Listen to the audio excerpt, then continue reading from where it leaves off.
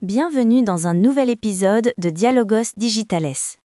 Aujourd'hui, nous explorons Gattaca, un film qui, plus de 20 ans après sa sortie, continue de résonner avec une urgence presque prophétique. Nous aborderons des thèmes comme le déterminisme génétique face au libre arbitre, l'illusion de la perfection et la manière dont le corps devient une archive dans une société obsédée par la traçabilité biologique. Un film qui nous invite aussi à réfléchir sur l'authenticité de l'identité. Ce que nous perdons quand nous faisons aveuglément confiance à la science pour nous définir, et ce que nous gagnons quand nous osons rêver contre toute probabilité.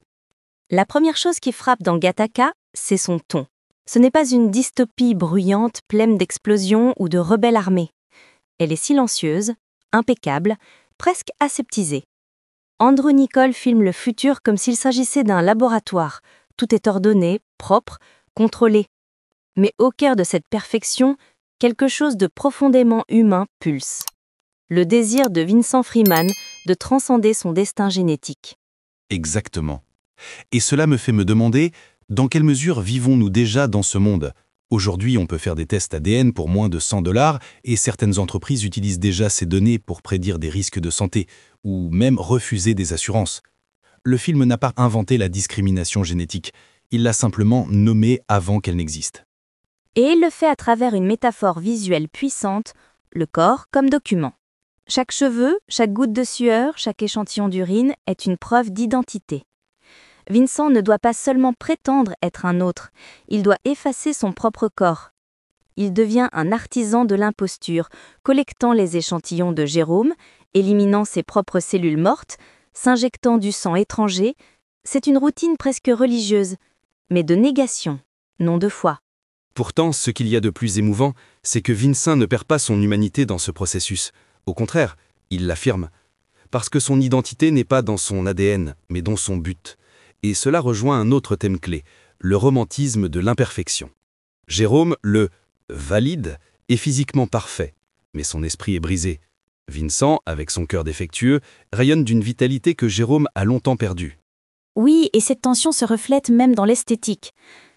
Les intérieurs de Gattaca sont froids, symétriques, sans texture, mais chaque fois que Vincent est seul, sur la plage, sous la pluie, en train d'écrire des lettres, la caméra s'adoucit.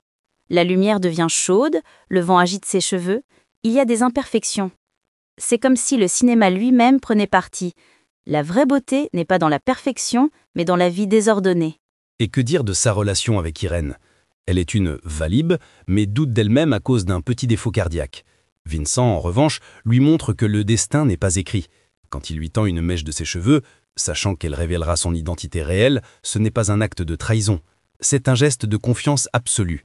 C'est lui dire « tu peux me voir tel que je suis et, malgré tout, me choisir ».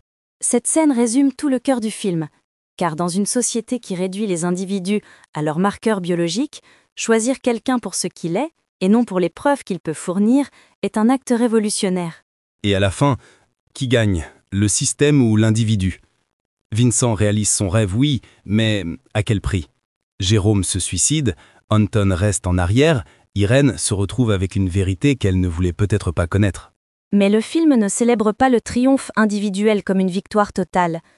Il célèbre la possibilité, le simple fait que même dans un monde conçu pour éliminer l'incertitude, quelqu'un comme Vincent puisse exister, rêver, nager plus loin que tous les autres, est déjà une forme de résistance. Comme le dit sa phrase emblématique, « Je n'ai jamais rien gardé pour le retour ». Et c'est là, au fond, ce qui définit l'esprit humain. Non pas la perfection, mais la volonté de tout risquer pour quelque chose qui ne peut être mesuré. Merci de nous avoir accompagnés dans cet épisode de Dialogos Digitales. Nous nous retrouverons dans notre prochaine analyse où nous continuerons d'explorer les frontières entre science, conscience et cinéma.